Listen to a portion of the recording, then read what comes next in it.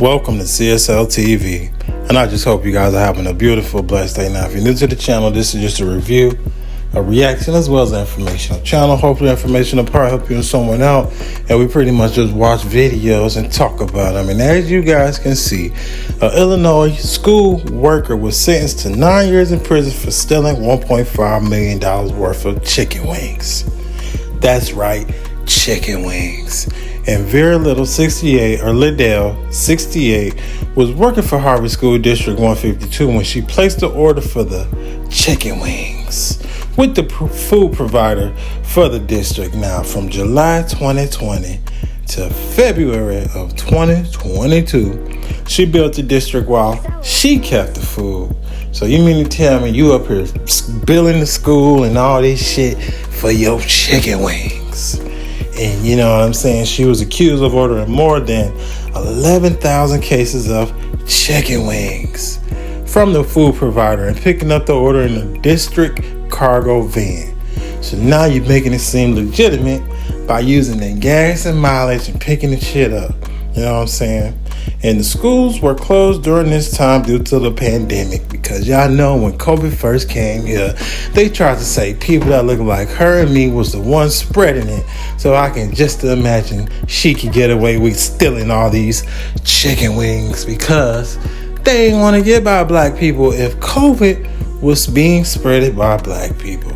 Now, the district was still sending meal kits to the students learning remotely, you know what I'm saying? And I just think it's sad that not only $1.5 million was stolen, but the resources that they had to do to make sure, you know what I'm saying, everything was straight, on top of finding out that she was stealing all these chicken wings.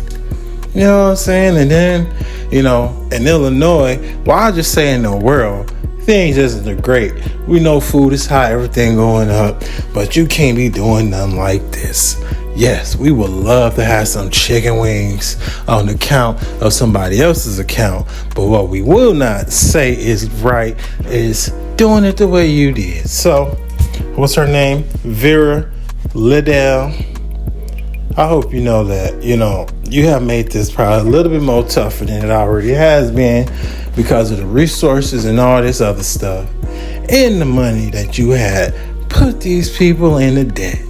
And who knows if the school district was already struggling. When prom turns into a nightmare because nobody is safe in this country. This is 18-year-old Lorenzo Harrison III, a senior at Helena West High School in Arkansas, just south of Memphis. Here he is on prom night, just before heading to the big dance. Little did he know he would be dead just hours later. That's because police say that at an after party, shortly before 1 a.m., the celebration turned into a nightmare. That's when 19-year-old Dontaria Stevens, a recent graduate from the same high school, was also at the party, and outside pulled a gun and shot Lorenzo, killing him. That kicked off a manhunt for Stevens, who later turned himself into police.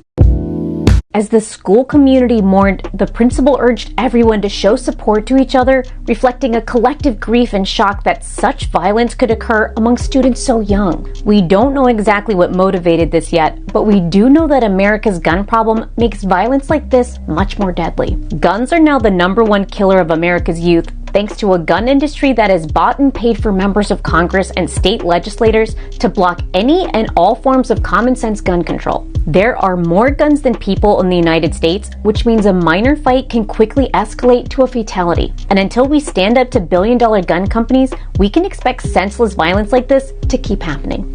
Rest in peace, Lorenzo.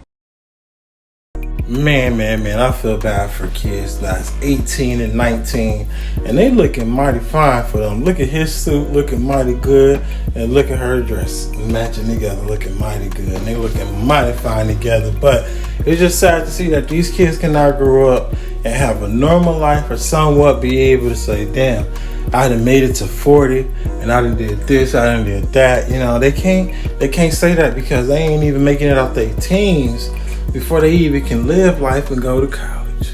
And you gotta understand, like, people are getting tired of all this gun violence for no reason. Who knows why this stupid shit happened, but y'all motherfuckers is teenagers. Y'all ain't got no real life, you know what I'm saying, problems or anything that'll make you want to go that type of way. Now, I don't know what kind of environment or home they was in, but looking at these two, they looking mighty fine and dapper.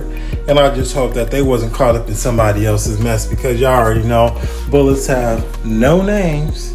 And he could have just been at the wrong place at the wrong time, because it was an after party.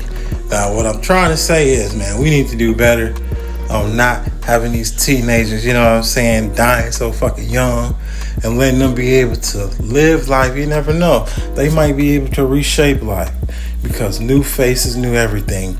Gotta get rid of that hate, you know what I'm saying, that people create or project out there, because that shit ain't doing nothing but ending lives early.